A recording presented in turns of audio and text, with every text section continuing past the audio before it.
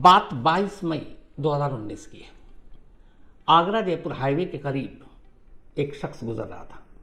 अचानक वो देखता है कि एक लड़की बदहवास सड़क पर दौड़ रही है। दौड़ क्या रही है, बल्कि लंगड़ा कर चल रही है। जिस चीज़ ने उसको उसकी तरफ खींचा वो ये था कि उस लड़की के जिस्म पर कोई भी कपड़ा नहीं था। वो करा रही थी मदद के लिए, गिड़गिड़ा रही थी। वो शख्स फौरन अपने मोबाइल से पुलिस को फोन करता है। थोड़ी देर में पुलिस की टीम मौके पर पहुंचती है। जब पुलिस पहुंचती है, लड़की लगभग नींद बेहोशी की हालत होती है। फौरन पुलिस की टीम अपनी जिप्सी से कुछ चादर निकालती है, उस लड़की के जिस्म पर डालती है, उसे ढकती है। कई जगह खून गिर रहा था। उसके बाद वो लेकर फौरन से अस्पताल पहुंचती है। अस्पताल जाने के बाद अब डॉक्टर उसका इलाज करते हैं। वो पाते हैं कि उसके प्राइवेट पार्ट्स में एलईडी बल्ब के कुछ टुकड़े हैं, सिरिंज है और जिस्म पर कई जगह चोट के निशान। लेकिन थोड़ी देर के बाद अब लड़की थोड़ी होश में रहती है, ठीक ठाक है, खतरे से बाहर है। पुलिस उससे पूछताछ करती है। तब पुलिस बताती है कि असल में फरवरी 2019 में एक शख्स से उसकी मुलाकात हुई थी और वो जयपुर में ही एक गर्ल्स हॉस्टल में रहा करती थी और एक प्राइवेट कंपनी में जॉब करती थी। फरवरी 2019 में एक शख्स से मुलाकात हुई। वो शख्स लोगों की मदद किया करता था और ख़ुद को ह्यूमन राइट्स के किसी ऑर्गेनाइजेशन के साथ जुड़ा हुआ बताया था। तो वो उससे उसकी दोस्ती हो गई। इसी दौरान उसने किसी गरीब शख्स की मदद के लिए उससे 45,000 रुपये मांगे। लड़की को लगा कि ये नेक इंसान है, दूसरों की मदद करता है, दूसरों की भलाई के बारे में सोचता, उसने उसे पैसे दे दिए। लेकिन कुछ वक्त बीता, अब उस लड़की ने अपने पैसे मांगे, उसने दिए नहीं। उसने कई बार उसको फ़ोन किया, फिर उसने फ़ोन ही उठाना बंद कर दिया। क्योंकि उस लड़के से दोस्ती थी, उसका घर वो जानती थी, कई बार उसका घर मिला। उसी दिन 22 मई 2019 की रात मैंने फ्लाइट किया बाइक से और उसके घर पहुंची रात करीब 9:10 पर। घर पहुंची तो उसके बाद अचानक मेरे सर पर किसी ने ज़ोर से पीछे से हमला किया और उसके बाद मुझे कुछ याद नहीं। जब आँख खुली तो मैंने पाया कि मैं एक कमरे में हूँ और उस कमरे में 3 लोग हैं। वो मेरे जिस्म पर सिगरेट से दाग रहे हैं, मुझे टॉर्चर कर रहे हैं, मेरे साथ गैंग रेप किया। और फिर इन तकलीफ़ों को सहते सहते आखिरकार मैं बेहोश हो गई। फिर जब दोबारा आँख खुली तो मैंने पाया कि मैं किसी सड़क किनारे झाड़ी में पड़ी हूँ। मुझे होश आया तो मैं बड़ी मुश्किल से झाड़ियों से ऊपर चढ़ते हुए हाईवे पर रोड पर पहुंची। कई गाड़ियों को रुकने का इशारा किया, लेकिन किसी ने भी मेरी मदद नहीं की। वो लोग आते, मुझे देखते और चले जाते। फिर थोड़ी देर में एक भला इंसान मिला, उसने मेरी हालत देखी, पुलिस को फ़ोन किया और आप लोग आ गए। अब इस लड़की का बयान और निर्भया केस के बाद इस तरह की चीज़ें जब आती हैं तो किसी भी स्टेट या डिस्ट्रिक्ट की पुलिस फौरन अलर्ट हो जाती है, क्योंकि यहाँ गैंगरेप का मामला, ऊपर से लड़की के साथ जो वहशीपन, जो जंगलीपन, तो पुलिस फौरन उस लड़की का बयान दर्ज करती है, उसका मेडिकल कराती है और उस लड़की ने जो जो जगह बताया वहाँ पे पुलिस की टीम पहुँचती है। तमाम सीसीटीवी कैमरे को खंगाला जाता है। वो लड़की कहती है कि कमरे में 3 लोग थे, लेकिन 2 और लोगों के भी वो नाम लेती है। उनमें से एक डॉक्टर और एक राजस्थान पुलिस का कांस्टेबल। तो कुल 5 नाम वो लेती है। पुलिस अब धरपकड़ शुरू करती है। 5 में से 3 लोग अरेस्ट हो जाते हैं। जब कांस्टेबल को पुलिस पकड़ने जाती है तो पता चलता है कि कांस्टेबल ऑलरेडी जेल में है और जेल में एक रेप के केस में है। और वो रेप का केस किसी और ने नहीं, बस कि इसी गैंग रेप की विक्टिम ने कुछ वक्त पहले उस पर लगाया था और इसीलिए वो जेल में पकड़ा हुआ है पुलिस ने। अब पुलिस बाकी 3 लोगों से पूछताछ कर रही है। तीनों कह रहे हैं कि साहब हमें बेकसूर फंसाया जा रहा है, लेकिन पुलिस अब उनके मोबाइल, उनके कॉल डिटेल, जो सीसीटीवी फुटेज है, वो सारी चीज़ें खंगाल रही है। जांच आगे बढ़ रही है, इधर प्रेशर भी है, मीडिया में खबर भी आ गई है एक और विभत्स गैंग रेप, और लगातार फ्रंट पेज पे, हेडलाइन पे ये खबर चल रही है। तो अब आगरा पुलिस के लिए भी बड़ी दिक्कत कि इस केस को जल्द से जल्द सुलझाया जाए। उधर लड़की धीरे धीरे ठीक होती है, हॉस्पिटल से बाहर आ जाती है। अब पुलिस उसके बयान के आधार पर पकड़े गए आरोपियों से लगातार पूछताछ कर रही है, लेकिन पुलिस को कोई क्लू नहीं मिल रहा है। फिर पुलिस सोचती है कि आखिर इसमें एक डॉक्टर, इसमें एक पुलिस वाला, एक ह्यूमन राइट्स का एक्टिविस्ट और 2 और लोग, मतलब सारे अलग अलग फील्ड के लोग हैं, और ये सारे एक जगह क्यों जमा हुए हैं। क्यों उन्होंने इस लड़की का गैंगरेप किया, लेकिन वो एक गैंगरेप की विक्टिम। तो पुलिस अपनी तफ्तीश आगे बढ़ा रही है, सारे सीसीटीवी फुटेज खंगाल डाले। उससे जो राइडर था, जो उसने बुक किया था एक मोबाइल ऐप से, उसके ड्राइवर को ही बुलाया, उससे भी पूछताछ की। फिर इस लड़की ने बताया कि मैं उससे एक रात पहले भी उसके घर गई थी पैसे लेने के लिए, तब मैंने कैब बुक किया था। उस कैब के ड्राइवर से भी पूछताछ हुई, उन दोनों ने कहा कि हाँ उस लड़की को वो लेकर आए थे। तो सारी बातचीत, पूछताछ, सीसीटीवी कैमरे, मोबाइल डिटेल, सब पुलिस ने खंगाल डाले। इन सभी चीज़ों को खंगालने के बाद इसी बीच में मेडिकल रिपोर्ट भी आ गई लड़की की। मेडिकल रिपोर्ट जब पुलिस ने देखा तो पुलिस हैरान रह गई। डॉक्टरों के हिसाब से इस मेडिकल रिपोर्ट में उस लड़की के ऊपर एक भी ऐसा घाव या जख्म नहीं था जो जानलेवा साबित होता। वो सारे मामूली घाव थे, लेकिन ये भी फैक्ट था कि सिरिंज के निशान थे प्राइवेट पार्ट्स पर, एलईडी बल्ब के कुछ टुकड़े धंसे हुए थे। अब ये कोई खुद से तो कर नहीं सकता, लेकिन जिस तरीके से उस लड़की का बयान, गैंगरेप की कहानी और ये मेडिकल रिपोर्ट, पुलिस को बड़ा अजीब लग रहा था। अब पुलिस दोबारा से नए सिरे से इस केस की जांच करती है। तब तक जो मोबाइल के सर्विलांस थे और सीसीटीवी फुटेज की सारी तस्वीरें थी, उन सबको अलग अलग पुलिस की टीमें इकट्ठा कर रही, क्योंकि इस केस को सुलझाने के लिए एक साथ कई पुलिस की टीम को लगाया गया था। अब जब सब कुछ एक साथ जांच शुरू हुई और धीरे धीरे करके उसकी रिपोर्ट आई, 5 में से 3 आरोपी पकड़े गए थे, एक चौथा जेल में था, एक 5वां कहीं और था, वो घर पे भी नहीं था और किसी काम के सिलसिले में गया हुआ था। तो अब उनसे पुलिस ने पूरी पूछताछ की। इसके बाद जब टेक्निकल एविडेंस सामने आए तो एक ऐसी कहानी सामने आई कि खुद पुलिस दंग थी, हैरान थी। वो इसलिए कि पुलिस ने अपनी जिंदगी में, अपनी पुलिसिंग में ऐसा केस ही नहीं देखा था। सबसे पहले पुलिस ने उस लड़की के मोबाइल डिटेल को खंगाला। अच्छा, उस लड़की का मोबाइल भी गायब था। उसने कहा कि जब मैं गई उसके बाद मेरा मोबाइल मेरे पास था नहीं। तो जब मोबाइल डिटेल को खंगाला तो पता चला कि वो मोबाइल असल में उस रात से पहले शाम से ही उसकी अपनी एक सिस्टर के पास था, रियल सिस्टर के पास।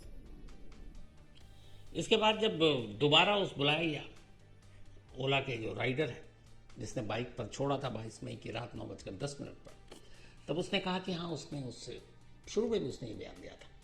उसने कहा कि मैंने घर से उठाया था मैडम को उनके गर्ल्स हॉस्टल से, और मैंने इसी जगह लाकर उतारा जो घर, जो ह्यूमन राइट एक्टिविस्ट का घर था, जिससे 45,000 रुपये लेने थे। तो उसने बोला बिल्कुल मैंने यहीं उतारा था। लेकिन जब उसको दोबारा बुलाया गया और पूछा गया कि अच्छा इसके अलावा कुछ खास चीज़ हुई, तो उसने कहा हाँ, हुआ ये कि जब मैं चली, मतलब वो मैडम, तो फिर रास्ते में उन्होंने कई बार इधर उधर घुमाया और कहा कि मैं शायद एड्रेस भूल रही हूँ। और फिर मैं भी थोड़ा गुस्सा में होने लगा कि मैडम सही एड्रेस बता दो, कहाँ कहाँ भटकूँगा, पेट्रोल खर्च हो रहा है। तो फिर उन्होंने कहा कि अच्छा ठीक है, तो मुझे यहीं पे उतार दो। तो उस घर से पहले ही उतर गई और वहाँ पे थोड़ा सा सन्नाटा है। अब पुलिस को ये बात बड़ी अजीब लगी, क्योंकि उससे एक रोज़ पहले वो कैब करके गई थी उस घर में। उसने खुद अपने स्टेटमेंट दिया था कि हमारी अच्छी दोस्ती थी, मैं कई बार घर गई थी। तो कई बार जो जिसके घर जाए उस घर का एड्रेस कैसे भूल सकता है, यहाँ पहला डाउट हुआ। दूसरा, उसने कहा कि मेरा मोबाइल गायब है, तो फिर मोबाइल कहाँ? मोबाइल घर पे था, बहन के पास। जब बहन से पूछताछ हुई तो पता चला कि वो अपने मेरी बहन का एक फ्रेंड आया था और उसने कहा कि ये मोबाइल दीदी ने भेजा है, स्विच ऑफ है, इसको ऑन मत करना, रखे रहना। तो वो स्विच ऑफ बहन के घर पे मोबाइल शाम को ही पहुंच गया। अब ये 2 चीज़ें आई। तीसरी, जब सीसीटीवी कैमरे को खंगाला गया तो उसमें एक बड़ी अजीब चीज़ दिखाई दी। उसमें अजीब चीज़ ये दिखाई दी कि उस रात 9:10 पर जब ये उतरी थी, उसके करीब 20 मिनट के बाद उस ह्यूमन राइट एक्टिविस्ट के घर के इर्द गिर्द और भी कई सीसीटीवी कैमरे थे। उसमें एक अजीब चेहरा नजर आता है। सीसीटीवी कैमरे में पुलिस को जो तस्वीर दिखाई थी वो बड़ी अजीब थी। वो तस्वीर ये थी कि ह्यूमन राइट एक्टिविस्ट के घर के इर्द गिर्द और उसके आसपास लगे कुछ कैमरों में रात करीब 9:40 के आसपास एक साया घूम रहा है।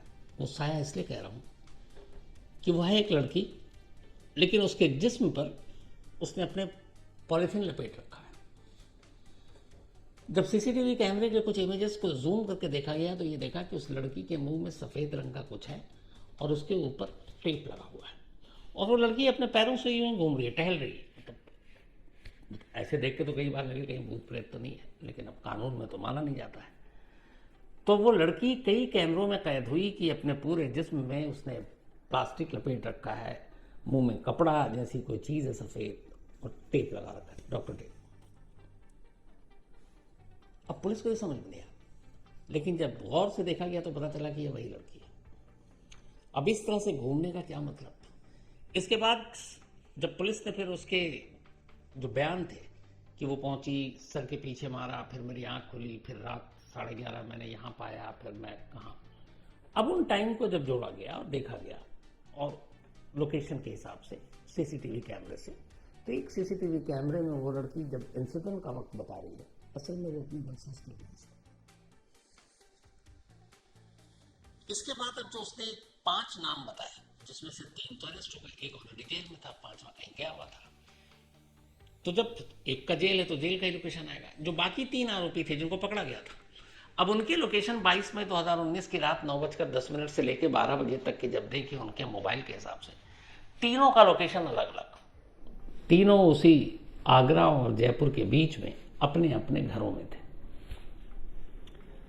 अब एक भी कड़ी या एक भी चीज नहीं मिल रही है, तो फिर पुलिस के दिमाग में यह भी खटक रहा है कि इस लड़की के जिस्म पर जख्म कैसे। बाकी जगह छोड़ी, प्राइवेट पार्ट्स तक में अगर एलईडी बल्ब के टुकड़े हैं, सिरिंज है, तो ये कैसे? लेकिन दूसरी तरफ सबूत चीख कर कह रहे हैं कि जिन जिन का इसने नाम लिया वो सब उस वक्त मौका वारदात पर नहीं है, सब वहां से बहुत दूरी पर है। अब पुलिस ने सारे कैरेक्टर की अलग से जांच करनी शुरू की और फिर उनसे पूछा कहाँ। एक टीम गई जयपुर में उस कांस्टेबल से मिली जो ऑलरेडी उसी लड़की के इल्ज़ाम पर रेप के मामले में जेल में बंद था। उसने पूछा भाई आप बताओ, तो उसने कहा इस लड़की से मेरी मुलाकात 2017 में हुई थी, हमारी दोस्ती भी हुई। फिर वो मुझ पर शादी के लिए दबाव डालने लगी। मैंने कहा वो मुझे शादी करना नहीं, मुझे अभी करियर बनाना है। फिर उसने मुझे धमकाना शुरू किया। इसके बाद एक रोज़ अचानक जब मैं धमकी से भी नहीं डरा तो उसने मेरे खिलाफ रेप का इल्ज़ाम लगा दिया। जब रेप का इल्ज़ाम लगाया तो उस वक्त जो इल्ज़ाम था उसमें इतना दम नहीं था। मैं कोर्ट पहुंचा और कोर्ट से मुझे बेल भी मिल चुकी थी, तो मैं ज़्यादा अरेस्ट भी नहीं हुआ, और उसके बाद से अब अपना मुकदमा चल रहा है। और अब जब उसने ये लगाया तब तो मैं ऑलरेडी जेल में हूँ। अच्छा, हालांकि लड़की ने यह भी कहा था कि कांस्टेबल उस वक्त वहाँ नहीं था, 3 लोगों का था, लेकिन उसका यह था कि इन तीनों ने कांस्टेबल के इशारे पर ही उसके साथ गैंगरेप किया है। अब बाकी जो 3 थे उनमें से एक डॉक्टर साहब थे। अब उन डॉक्टर साहब से पूछा गया भाई आप बताओ। डॉक्टर साहब ने कहा कि असल में 2018 में ये लड़की बीमार पड़ी और हॉस्पिटल गई। इत्तेफाक से उसी हॉस्पिटल में मेरी ड्यूटी थी, मैंने उसका इलाज किया। इसी इलाज के दौरान मेडिसिन और क्या कुछ पूछने के लिए हर डॉक्टर पेशेंट को नंबर देता, मैंने अपना नंबर दिया। वो हॉस्पिटल से डिस्चार्ज हो गए, लेकिन उसके बावजूद वो मुझे कॉल करने लगी। शुरू में मैंने उठाया, फिर मुझे लगा कि ये कुछ ऊट पटांग बातें कर रही है, तो मैंने इग्नोर करना शुरू किया। एक रोज़ वो घर पहुंच गई और उसने मेरे पेरेंट्स को धमकाया कि अगर तुम फ़ोन नहीं उठाओगे तो मैं तुम पर रेप का इल्ज़ाम लगा दूंगी, तुम्हारा करियर तबाह कर दूंगी। तो बोला मैंने पुलिस में जाकर कंप्लेंट कर दी। अब जब पुलिस में कंप्लेंट की तो उसने कहा उस लड़की ने भी पुलिस के कंप्लेंट कर दी कि इसने मेरा रेप किया है। तो जब इस तरह के कैरेक्टर और उनकी कहानियां सामने आई और इधर जो सारे सबूत आ रहे हैं, सीसीटीवी कैमरे, मोबाइल के लोकेशन, वो सारी चीज़ें कुछ अलग कहानी बता रही हैं। फिर पुलिस ने उस लड़की को बिठाकर पूछताछ की और कहा देखो, मेडिकल में कहीं से भी गैंगरेप तुम्हारे साथ हुआ है इसकी रिपोर्ट नहीं है। तुम्हारे जो जिस्म पर जख्म है वो ऐसा है कि जख्म तो है लेकिन बनावटी है, अपने हाथों से किए गए जख्म है। इतना संभाल कर कि जख्म भी हो और गहरा भी ना हो, जख्म भी हो जानलेवा भी ना हो। तो जब उससे सारी चीज़ें पूछताछ हुई तब फिर लड़की ने कबूल किया।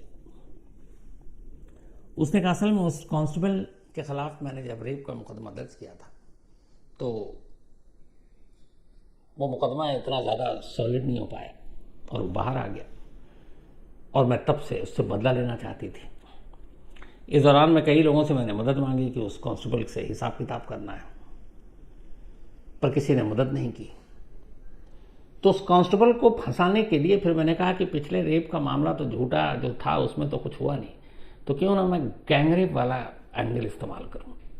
और 2012 दिल्ली निर्भया के बाद मैंने देखा कि इसमें पुलिस, मीडिया, पब्लिक बहुत ज़्यादा गुस्से में आ जाती है, दबाव भी पड़ता है पुलिस को।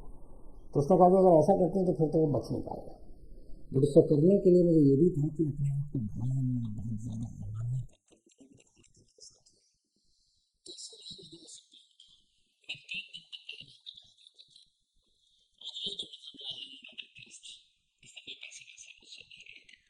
लेकिन उसके जरिए मुझे कांस्टेबल तक पहुंचना था और उसके जरिए डॉक्टर तक पहुंचना था। और उसमें से एक बंदा और ऐसा था, पुलिस ने कहा उससे तुम्हारा क्या लेना देना। उसने कहा मुझे डाउट था कि ये कांस्टेबल तक मेरी बातें पहुंचाता है, इसलिए मैंने उसका भी नाम डाल दिया। तो उसने कुल 5 नाम डाले। फिर उसने कहा कि मैंने बाइक बुक की, घर तक गई, उसके घर के बाहर घूमी सिर्फ इसलिए ताकि वो ओला का जो बाइक वाला है वो गवाही दे सके कि मैं गर्ल्स हॉस्टल से यहाँ तक आई थी। तो वो लोकेशन कंफर्म करने के लिए मैं यहाँ तक आई। मोबाइल के मेरे लोकेशन से पता चल जाता कि मैं इस घर के बाद कहाँ गई हूँ, तो मैं पकड़ी जाती, इसलिए मैंने मोबाइल स्विच ऑफ करके अपने एक फ्रेंड को देकर अपनी बहन के पास भेज दिया, क्योंकि आजकल मोबाइल से लोकेशन पता चलता है। फिर उसने कहा मैंने 2-3 चक्कर काटे, टाइम पास किया। अच्छा, आप बाइक के साथ, बाइक को तो वहाँ उतार दिया आप,